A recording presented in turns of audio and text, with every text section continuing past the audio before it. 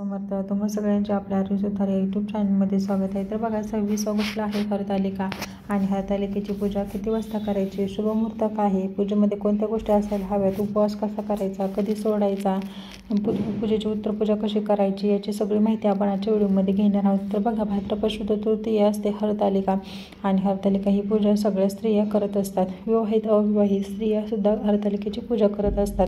हरतालिकेच्या पूजेमध्ये वाळूचे महादेव बनवून त्यांची पूजा केली जाते. सोबत माता पार्वतीची सुद्धा पूजा केली जाते. पाटावरती संपूर्ण कैलास वाळूने उभा केलं जातं.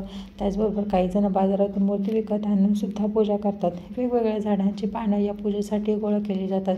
ही पानं प्रत्येकी 11 किंवा 16 या प्रमाणामध्ये असतात आणि ही पानं वाहत ओम नमः शिवाय म्हणत हरतालिकेची ही पूजा केली जाते. हरतालिकेची पूजा तुम्हाला 26 तारखेला किती वाजता करायची आहे, तर बघा 26 तारखेला हरतालिकेची पूजा करण्याचा शुभमुहूर्त जो आहे तो पहाटे 5:56 ते सकाळी 8:31 असणार आहे.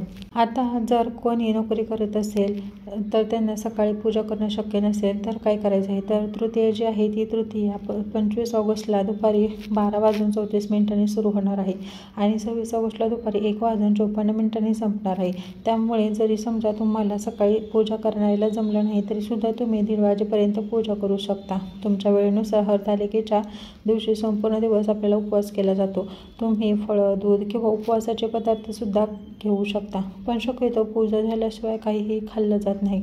तरीही यामध्ये अपवाद आहे. ज्यांची जशी प्रकृती आहे त्याप्रमाणे तुम्ही उपवास करू शकता. तब्येतीला त्रास होईल असा उपवास निश्चितच करू नये. हरतालिकेची पूजा का केली जाते, तर बघा त्याचं एक साधं सरळ उत्तर आहे. महादेवांची उपासना करण्याचं हे एक व्रत आहे. माता पार्वतीने भगवान शिवशंकर पती मिळावेत यासाठी हे हरतालिकेचे व्रत केलं होतं असा पौराणिक कथेमध्ये उल्लेख आहे. त्याचबरोबर आजसुद्धा कुमारिका मुली हे व्रत करतात. चांगला जीवनसाथी मिळावा, चांगला पती मिळावा यासाठी आणि विवाहित स्त्रिया हे व्रत आपल्या पतीला दीर्घायुष्य आणि चांगलं आरोग्य लाभावं यासाठी पण करतात. आणखीन एक गोष्ट म्हणजे हरतालिका पूजा ही महादेवांच्या उपासनेतील एक अतिशय महत्त्वाची पूजा मानली जाते. शिव उपासक या पूजेला खूप महत्त्व देतात. महादेवांची ही पूजा अत्यंत प्रभावी आहे आणि महादेवांचा आशीर्वाद मिळवून देणारी आहे. हरतालिकेच्या पूजेच्या दिवशी दिवसभर उपवास केल्यानंतर रात्री जागरण केलं जातं.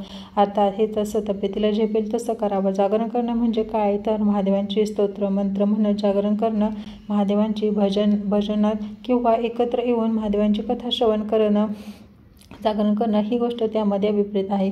पण जरी तुम्हाला जागरण जमत नसेल तरी सुद्धा तुम्ही साध्या सोप्या पद्धतीने पूजा करू शकता आणि दिवसभर उपवास देखील करू शकता. आता ज्या महिलांना अडचण आहे त्यांना पूजा करता येणार नाही, पण उपवास मात्र त्या महिला करू शकतात.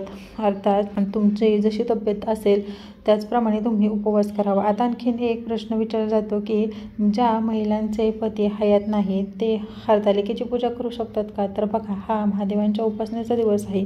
हरतालिकेची पूजा जरी नाही केली तरी सुद्धा तुम्ही उपवास करू शकता, महादेवांचे स्तोत्र मंत्र म्हणू शकता आणि त्याचबरोबर महादेवांचे नामस्मरणही दिवसभर करू शकता. अध्यात्माशी जोडलं जाणं, ईश्वराशी जोडलं जाणं हा पूजेचा मूळ उद्देश असतो. त्यामुळे प्रार्थना, ध्यान, मंत्र हे सगळं करून सुद्धा तुम्ही महादेवांची उपासना करू शकता. तर बघा हरतालिकेची ही पूजा कशी करावी. प्रथम आपल्या इष्टदेवतांना हळद कुंकू वाहून देवापुढे विडा ठेवावा. विड्याची पाणी 2 घ्यावी, त्यावरती 1 नाणे व 1 सुपारी ठेवून देवाला नमस्कार करावा. गुरुजींना व वडील मंडळींना नमस्कार करून आसनावरती बसावे. नंतर चौरंगावरती अक्षता ठेवून त्यावर हरतालिकेच्या 2 मूर्ती ठेवून वाळूचे शिवलिंग तयार करावे. अन्यथा हरतालिका मूर्तीसोबत आणलेले शिवलिंग समोर ठेवावे. घरातील देवांसमोर ती विडा ठेवून अक्षता व हळद कुंकू वाहून नमस्कार करून प्रार्थना करावी. घरातील वडीलधाऱ्या मंडळींना नमस्कार करून पूजेचा प्रारंभ करावा. सुरुवातीला काही तांदूळ घेऊन त्यावरती सुपारी ठेवावी आणि गणपती म्हणून त्यांचे आवाहन करून पंचोपचार पूजा करावी. चौरंग किंवा पाट मांडून केळीच्या खांबांनी चारही बाजू सुशोभित कराव्यात. सुशोभित केलेल्या या चौरंगावरती पार्वती आणि शंकराची स्थापना करून त्याची षोडोपचारे पूजा करावी. हरतालिका पूजा करताना सखे पार्वती, तुला जसा इच्छित वर मिळाला तसा आम्हाला मिळू दे, अखंड सौभाग्य लाभू दे अशी प्रार्थना करावी. धूप, दीप आणि नैवेद्य दाखवून वेगवेगळ्या प्रकारची पत्री फुले वाहावीत. पूजा करत असताना उमा महेश्वराचे ध्यान करावे. पूजा झाल्यावर माता पार्वती आणि महादेव यांना मनोभावे नमस्कार करावा, आरती करावी आणि प्रसादाचे वाटप करावे. हरतालिका उत्तरपूजा किंवा व्रताची सांगता कशा करावी. हरतालिका व्रतामध्ये दुसऱ्या दिवशी पहाटे उत्तरपूजा करावी. आचमन करून पंचपदाने पूजा करावी. दहीभाताचा नैवेद्य दाखवून मग आरती करावी आणि अक्षता व्हाव्या.